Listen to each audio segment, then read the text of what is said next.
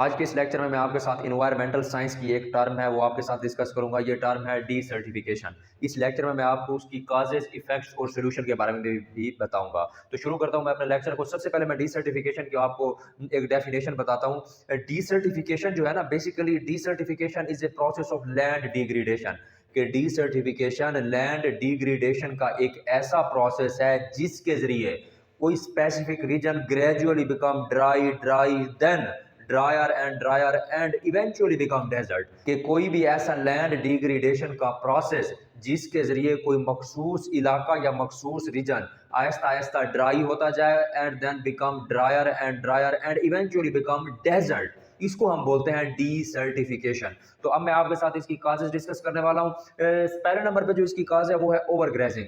Animal grazing जो है ना, ये एक ह्यूज प्रॉब्लम है बहुत सारे इलाकों के लिए, जो कि ग्रेजुअली बिकम डेजर्ट। अगर एक छोटे से या किसी मखसूस इलाके में टू मच एनिमल ग्रेजिंग हो तो उस इलाके के अंदर जो घास होता है, जो उसमें जो ग्रेजिंग होती है, उसके लिए डिफिकल्ट होता है कि वो दोबारा रीग्रो करे या फिर वो घास ग्रो बैक करे। तो ऐसी सूरत हाल में उस इलाके की जो ग्रीनरी है वो लूज होती है। जो ही ग्रीनरी खत्म होती है तो रीजन जो है वो आहिस्ता आहिस्ता बन जाता है डेजर्ट। दूसरी जो इसकी मेजर काज है वो है डिफॉरेस्टेशन। डिफॉरेस्टेशन जो है ना, डिफॉरेस्टेशन का मतलब है clearing of forest cover from land. कि किसी भी इलाके में फॉरेस्ट या जंगलात या दरख्तों के कटाव का अमल जो होता है उसको हम डिफॉरेस्टेशन कहते हैं।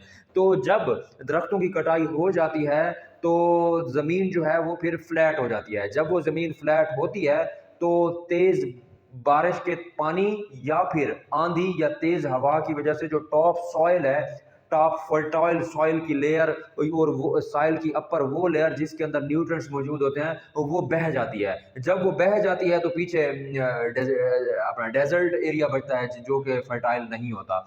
तीसरी जो इसकी काज है वो है क्लाइमेट चेंज। क्लाइमेट चेंज जो है ना, ये भी डिसर्टिफिकेशन की एक मेजर काज है। क्लाइमेट चेंज इस तरह से है कि आप देखते होंगे कि क्लाइमेट चेंज में ना हायर डे टेम्परेचर होता है। कि दिन के वक्त टेम्परेचर जो होता है वो बहुत ज्यादा होता है। इस ज्यादा टेम्परेचर के नतीजे में जमीन से जो मॉइस्चर है, सॉइल का मॉइस्चर, वो एवोपरेट होता है। जब एवेपोरेट होता है तो मॉइस्चर लेस सॉइल बचती है। मॉइस्चर लेस सॉइल बचने की वजह से जमीन जो है फिर उसके ऊपर मिट्टी जो है वो फिर खुश्क हो जाती है। जैसे ही मिट्टी खुश्क होती है और सूखती है तो उसको पानी लगाने के लिए चूंकि ज्यादा पानी रिक्वायर्ड होता है, ठीक है। उसके अलावा जब मिट्टी जब खुश्क हो जाती है तो जब तेज हवा या आंधी या बारिश होती है तो उसमें टॉप सॉइल जो है वो इरूड हो जाती है। तो इस तरह क्लाइमेट चेंज जो है ये भी डिसर्टिफिकेशन में कंट्रीब्यूट कर रहा है। चौथे नंबर पे जी है हमारे पास नेचुरल डिजास्टर। नेचुरल डिजास्टर में जैसा कि आप कह सकते हैं तूफान कह सकते हैं, आंधी तेज कह सकते हैं, या फिर लैंडस्लाइडिंग कह सकते हैं, या फिर फ्लड कह सकते हैं। इन तमाम चीज़ों की वजह से जब पानी जो है वो ज़मीन के ऊपर से तेज़ी से गुजर कर जाता है तो टॉप सॉइल को इरोड करता है। उसके ऊपर जो ग्रेजिंग होती है, जो ट्रीज होते हैं, जो ग्रीनरी होती है, उसको रिमूव करता है। जब लैंड से ये चीज़ें रिमूव होती हैं तो इट बिकम्स टूवर्ड्स डेजर्ट। इसको ऐसा ऐसा डेजर्ट की तरफ राग़िब होती है ज़मीन। उसके बाद जो पाँचवें नंबर पे मैं आपके साथ एक बताता हूँ कि एक्सप्लोरेशन ऑफ नेचुरल रिसोर्सेज।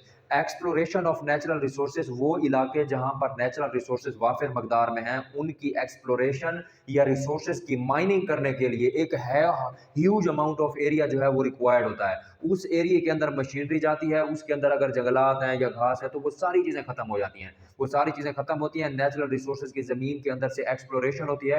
तो इस सूरत में भी ग्रेजिंग, ग्रीनरी, प्लांट्स, ट्रीज, ये चीज़ें सारी खत्म होती हैं। क्योंकि जब ये चीज़ें खत्म होती हैं तो ये भी डीसर्टिफिकेशन की तरफ एक स्टेप है। अब मैं आपके साथ स्टूडेंट डिस्कस करता हूँ इसकी इफेक्ट्स। तो इफेक्ट्स इसमें सबसे पहला इफेक्ट है सॉइल बिकम अनयूजेबल या less usable.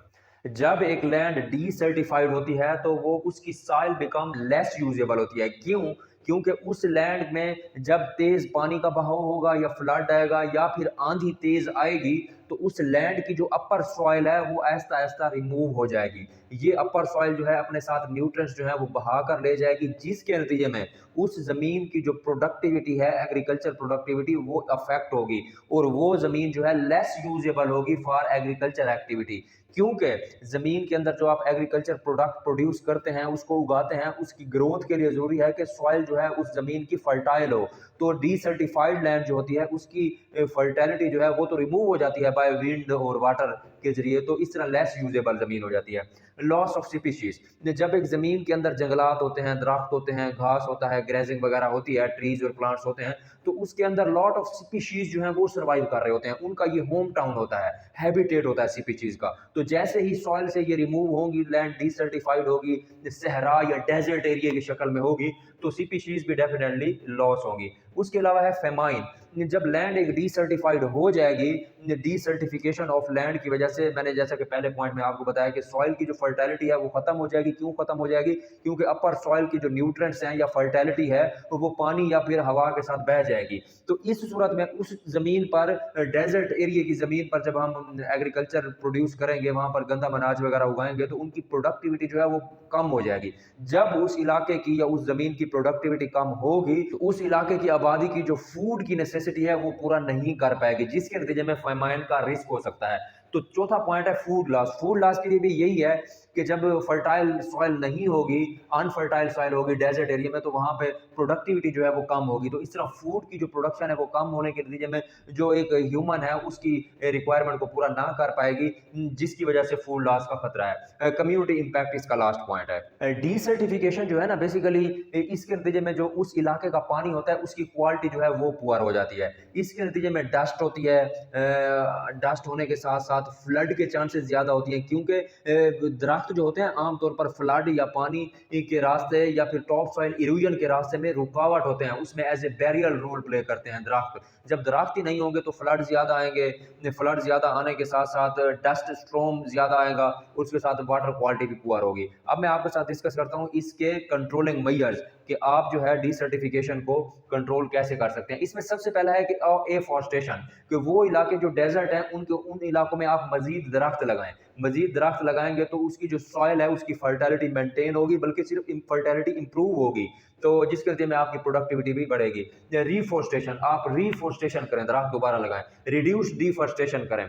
Wind breaker system आप इस्तेमाल कर सकते हैं। विंड ब्रेकर सिस्टम ये है कि तेज हवा जो कि टॉप साइल को इरूड करके ले जाती है अपने साथ किसी दूसरे एरिया में, उसके रास्ते में विंड ब्रेकर लगाएं ताकि ये सॉइल को जो है वो अपने साथ ना बहा कर ले जाए। क्रॉप रोटेशन और मिक्स्ड क्रॉप जो है उसको काश्त करने से भी आप सॉइल की फर्टिलिटी को मेंटेन या इंप्रूव कर सकते हैं। तो ये था मेरा आज का लेक्चर जिसमें मैंने आपको डीसर्टिफिकेशन के सारे पर्सपेक्टिव्स के साथ डिस्कस किया। मिलते हैं अगले लेक्चर में। Thank you.